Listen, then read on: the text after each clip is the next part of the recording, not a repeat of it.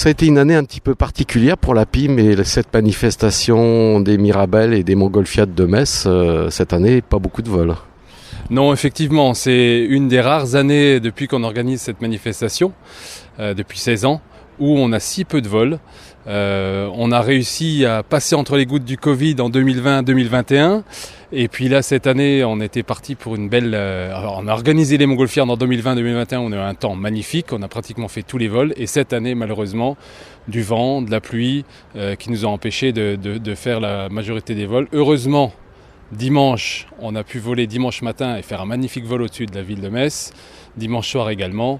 Et ce soir, on a une alerte jaune, vigilance orage. Et donc, les vols sont annulés.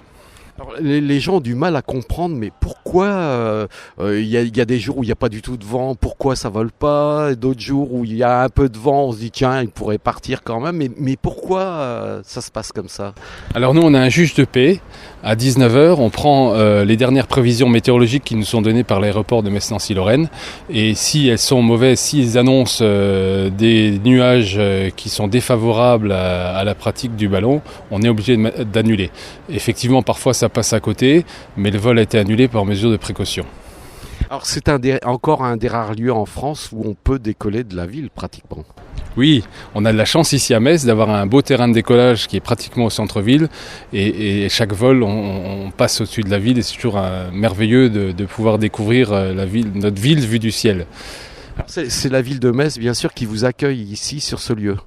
Oui, la ville de Metz qui nous accueille sur ce lieu, qui nous met à disposition l'infrastructure, le lieu, en partenariat avec l'UEM. On organise ces Montgolfiades tous les ans.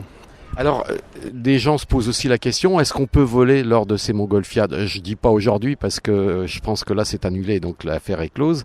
Mais est-ce qu'on peut arriver à voler lors de ces Montgolfiades? Alors oui, on peut arriver à voler lors de ces Montgolfiades. Il y a des vols qui sont mis en jeu par l'UEM, il y a des vols qui sont mis en jeu par la ville, mais c'est la ville et l'UEM, nos deux partenaires, qui placent les gens principalement sur nos ballons. Alors on va revenir un petit peu sur l'association. Comment va-t-elle cette association de la PIM?